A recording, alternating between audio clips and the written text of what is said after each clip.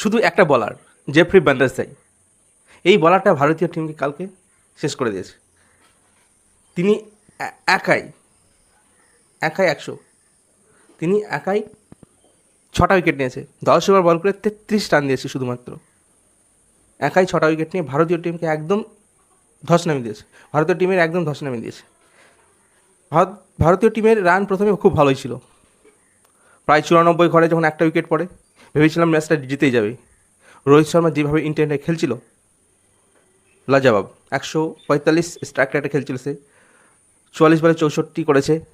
আমি শুধু একটা মানুষকেই দেখলাম এই ইন্ডিয়ানরা খেলতে, যদি পিচ স্লো হয় ভাই, কোনো ব্যাটসম্যান টিকতে পারছে না, তাহলে রোহিত শর্মা কী করে খেলছে?